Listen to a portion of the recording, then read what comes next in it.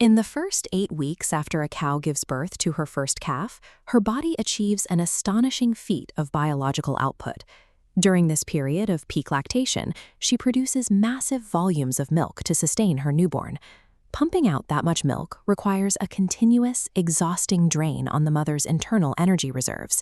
Every drop of milk takes a steep toll on her metabolic system. This chart shows the widening gap between the cow's energy demand and her dry matter intake, or DMI. DMI is the total amount of feed an animal consumes minus its water content. Because the physical stress of calving suppresses her appetite, her DMI stays relatively flat, while the energy required to produce milk skyrockets.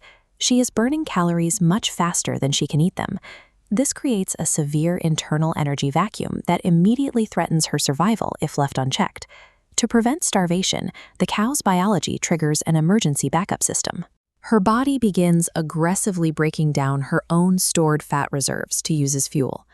This graph illustrates the metabolic crisis. Blood glucose levels, falling from a normal baseline of 50 milligrams per 100 milliliters, plummet straight down to a critical 25 milligrams. That severe crash in blood sugar forces a parallel drop in the body's insulin levels.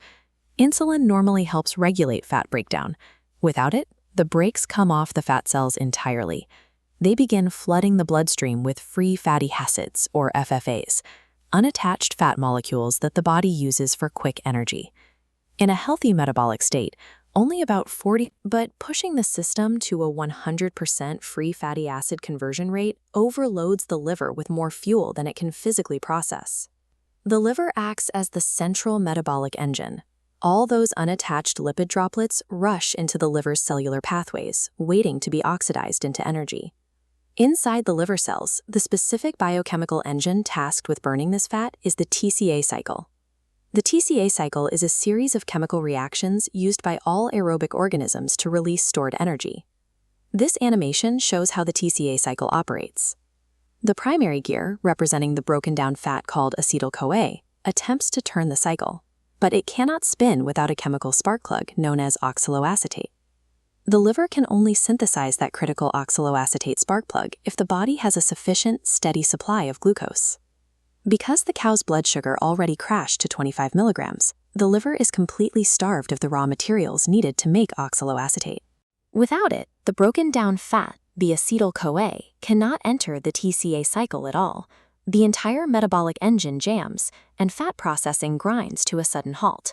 The liver is now trapped in a deadly bottleneck.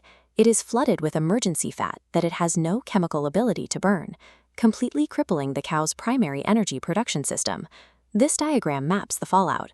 When the massive input of fat hits that blockage, the liver must frantically divert the backlog.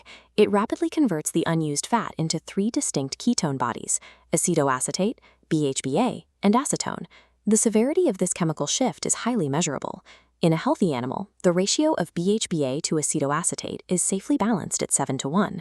During this crisis, that ratio plummets to a dangerous 1:1. These excess ketones quickly spill out of the liver and saturate the bloodstream. Within hours, their concentration exceeds the normal safe threshold of 10 milligrams per deciliter. High levels of ketone bodies act as a depressant on the central nervous system. The cow loses weight, suffers from severe lethargy, and loses coordination, causing a dangerous staggering in her hind legs. The defining symptom of this disease comes from the rapid breakdown of aceto-acetate into acetone at a rate of 5% per hour.